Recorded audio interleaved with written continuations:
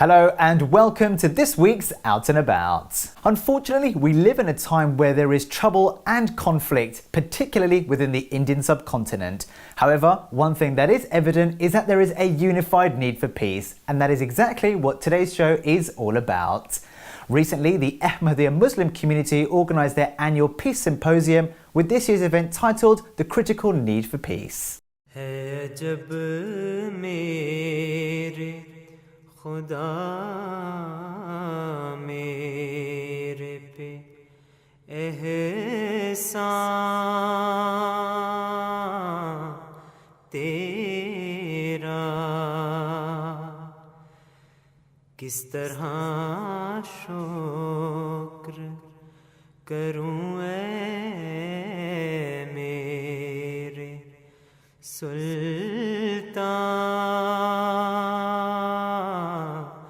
तेरा एक जर्रा भी नहीं तूने किया मुझसे फर्क मेरे इस जिस्म का हर जर्रा हो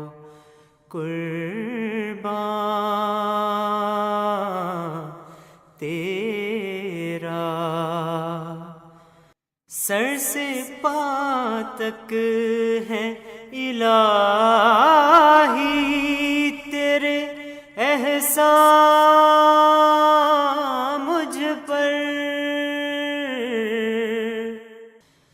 मुझ पे बरसा है सदा फज़्ल का बारां तेरा. Good evening. Please be seated. With your permission, if I may ask Yes. Sanya Burgess from Sky News to come up with the first question. Thank you for having us here today. Thank you. As you've probably seen, the news is a lot about the lady Shamima Begum out in Syria and the poor death of her child. And I wondered what you felt about the death of her child and how the UK government has handled the situation. See, when this issue started, at that time, our stance was that she should be allowed to come to the country for the sake of the child. And the girl or the woman should face the trial. So, unfortunately, it is said the child has expired now. So, now it is up to the government whether they, since they have, I think, cancelled their passport and citizenship. So now there is no other way. Mr. Dhruv from ZTV. Today my question to you, Your Holiness, is that India and Pakistan are almost on the brink of yet another war. What message really this symposium sending to those who talk about peace on one hand and stab with the other? Thank you. You see, the major issue of their dispute is Kashmir issue. So it should be solved according to the resolution of United Nations long ago, 70 years back. So we'll have to go back and follow that. If all the nations and United Nations are serious to solve this problem and this dispute, India and Pakistan both are ready, then I think the solution is already there, which was presented before General Assembly by the first Prime Minister, the Foreign Minister of Pakistan, Sardar Khan. I think that is the roadmap to have peace in this region. This is a very pertinent and special event. It started after the 7/7 bombings in the UK. to bring people, communities together under peace and to promote peace at every level. It was started by the Caliph, His Holiness Hazrat Mirza Masroor Ahmad, or the Caliph of the Ahmadiyya Muslim community, and over the years this event has now grown where internationally it is covered by journalists, representatives of the media, also politicians and academics from all around the world. Today the theme is on the critical need for peace, which is very pertinent at this point of time, and how to bring peace at every level in our society. This is a very important event that we're all here for tonight. Kindly give us your thoughts on what it means for you to be here this evening. It's a really important event, right, because it brings all the communities together, and we talk about peace in the world, peace in our local communities, and it's really wonderful, right, because this is my second visit to this mosque here. I was here a few months back when they had a similar peace symposium, and again I'm really grateful that I've been given this opportunity, right, and it's a great time to meet people from all walks of life across UK, and I'm sure, right, that something very positive will come out of when we'll go out from this hall this evening, right. So thank you very much. Assalamu alaikum rahmatullah. May peace and blessings of Allah be upon you all. Ladies and gentlemen, welcome to the 16th National Peace Symposium of the Ahmadiyya Muslim Community UK. Your worship, tonight is a very special evening. There are so many people here that all want to break down these barriers, and for you to be here tonight, what does it mean to you? Because we belong to such a diverse borough, I love to attend these functions because, as you say, it does break down barriers. We are very fortunate to have the mosque in our borough, so welcoming other mayors and other people from all over England really here tonight is a great privilege for us. أعوذ بالله من الشيطان الرجيم بسم الله الرحمن الرحيم.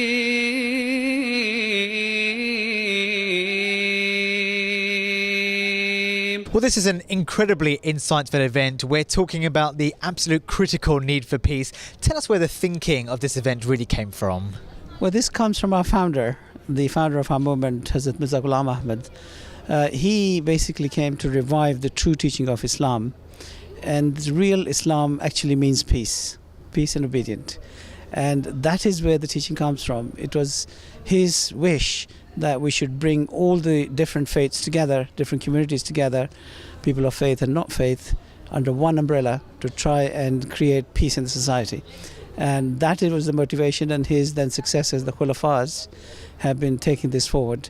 And His Holiness Hazrat Mirza Masroor Ahmad, the current Khalifa, he has been very, very active in promoting this, not only in this country but around the world. He has attended parliaments in the UK, European Parliament, in the United States and various other countries.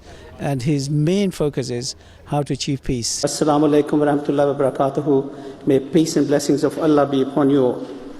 Welcome to the 16th Annual Symposium. The theme of this year is the critical need for peace. The world is passing through grim times.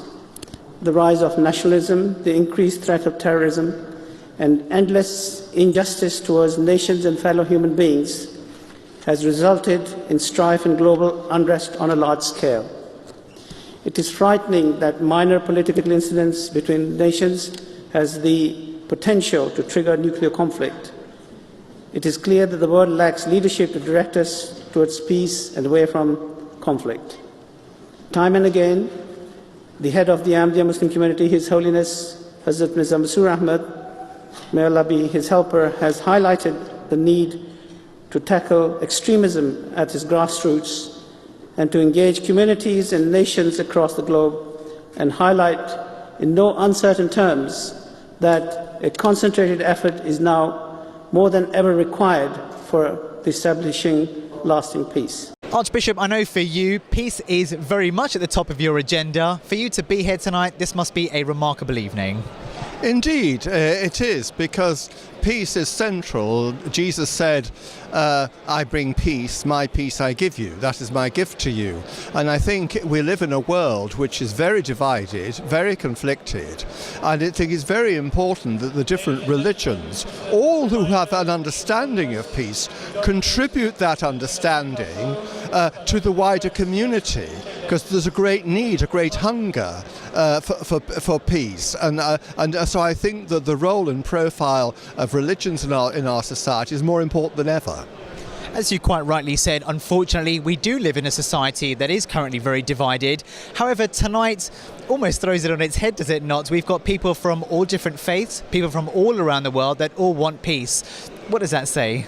I think that gives a very good signal that we have people from the political world, from the public sector, private sector, people of different religions, because I think anything that overcomes divisions, anything that brings people together, anything that enables people to listen to one another, is a very important initiative. So that's why I welcome this initiative tonight. Your Holiness, distinguished guests, ladies and gentlemen, it's a great pleasure for me, and I think it's very appropriate, that on behalf of all the guests here this evening, I say a big thank you to the Ahmadiyya community for this initiative, which is quite unusual and different and imaginative, bringing together people of different religions, different faiths, people in the public and private sector, people of different walks of life.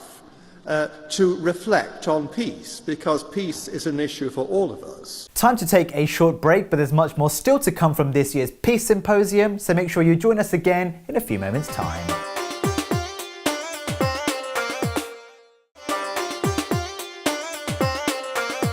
Welcome back to Out and About. Now, for those of you who've just joined us, in today's show we're bringing you highlights from this year's Peace Symposium by the Ahmadiyya Muslim community. The Ahmadiyya Muslim Prize for the Advancement of Peace was launched in 2008 and is awarded in recognition of an individual or an organization's contribution to peace. As it was announced during our recent annual convention, the 2018 Peace Prize was awarded to Dr. Fred Mednick, the founder of Teachers Without Borders.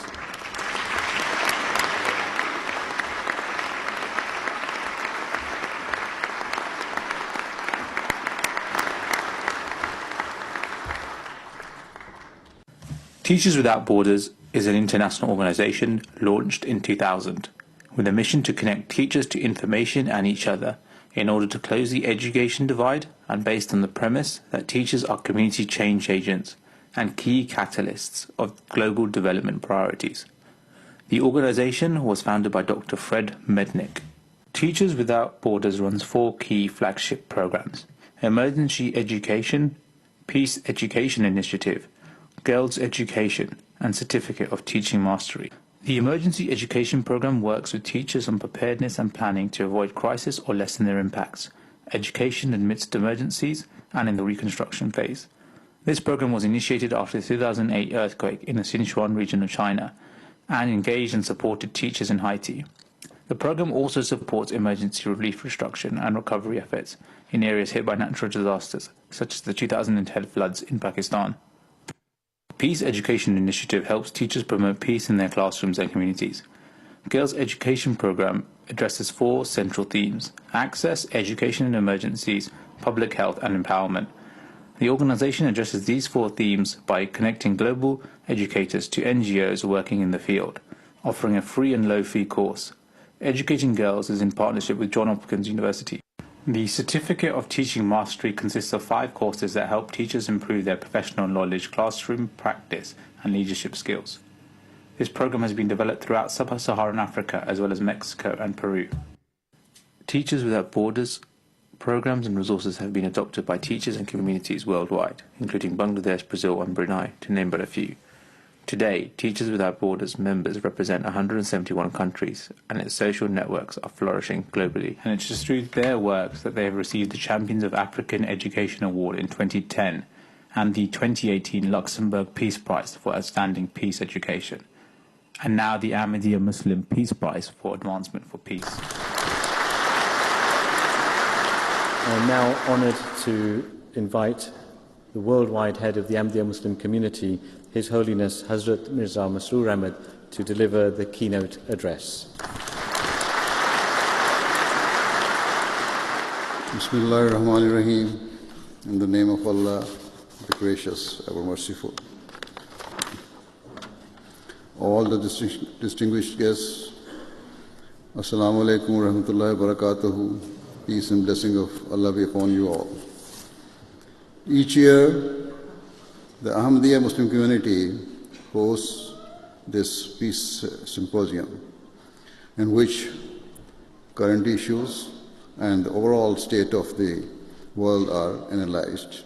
And in my address, I seek to present answers to these contemporary issues in light of the teaching of Islam. In terms of what impact this event has on the wider world, I have said before that I do not know. However, regardless of its effect, we shall never give up our efforts to promote peace and justice, and certainly, I'm sure, all of you share our ardent desire for true and long-lasting peace to be established in the world. Indeed, I am sure all of you hope to see an end to the many conflicts and wars that have blighted the world in recent times, and for a peaceful world to emerge in which all people and all nations live amicably and fulfill the rights of one another. Yet, the tragic and devastating truth is that each year, instead of pulling back from war and conflict, the opposite is proving true. Rivalries are intensifying, new battle lines are being drawn, whilst existing hostilities show little sign of abating. Though we are all aware that we are passing through difficult times, most people do not realize the extent to which the relations between certain nations have deteriorated and how potentially disastrous the consequences could prove to be. For example, in a recent column published by Bloomberg Business Week, the journalist Peter Coy writes, "Nuclear war gets surprisingly little attention considering there are enough nukes to end human civilization in hours. The reason to pay attention is that arms control, especially between the US and Russia, has broken down. A fresh nuclear arms race appeared to be taking shape. As for what anyone can do, arms control moves forward in response to public pressure when humanity speaks louder than arms merchants and bellicose world leaders." Admiral, we're here this evening to discuss the critical need for peace. From your perspective, just tell us exactly why this is needed. Well, I think at the moment there is an awful lot of conflict in the world. We've seen it in the Middle East. We've seen it also in the Asia Pacific. So I think it's really good today to actually just think about that in a way which allows us to understand whether there are some solutions we can find together.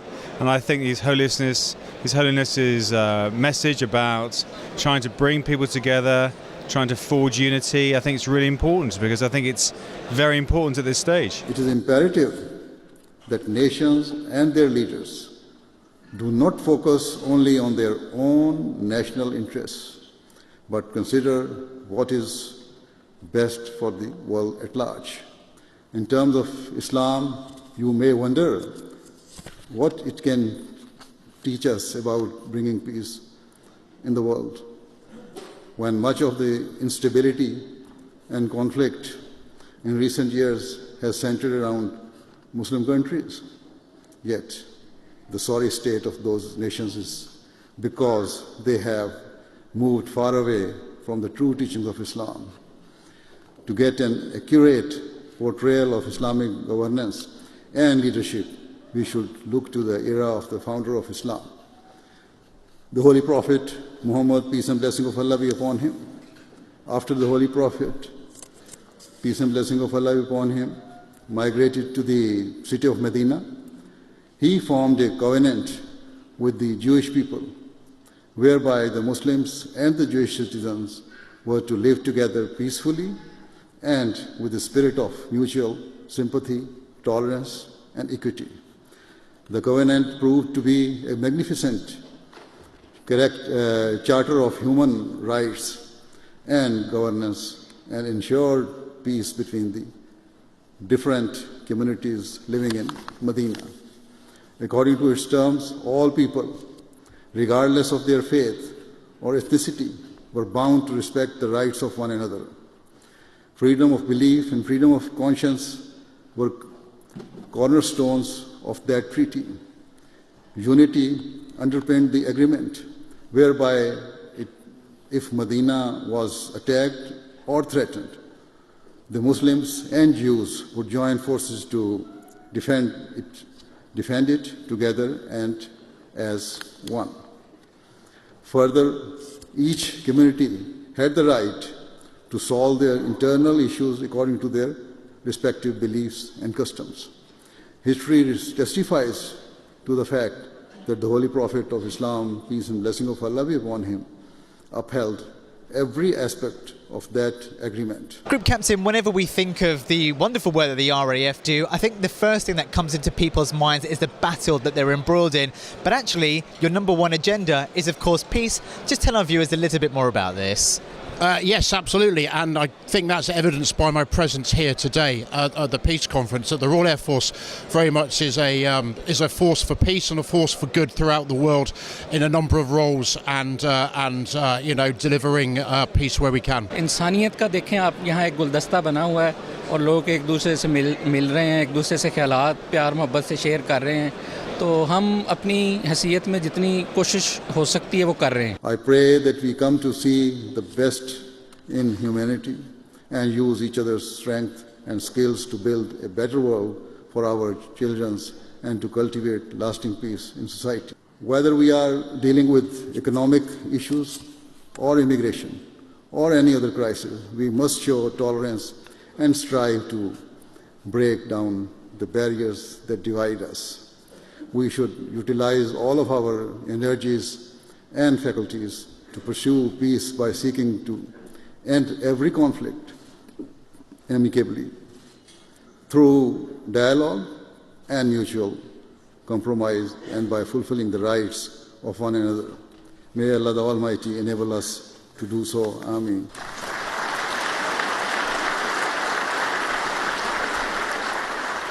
Well, it's great to see so many people all wanting the same thing, which is, of course, peace all around the world. Our heartiest congratulations to everybody at the Ahmadiyya Muslim community for organising that wonderful event. That's all we've got time for this week, but as always, we'll be back at the same time, same place next week. Until then, have a great weekend. Take care. Bye-bye.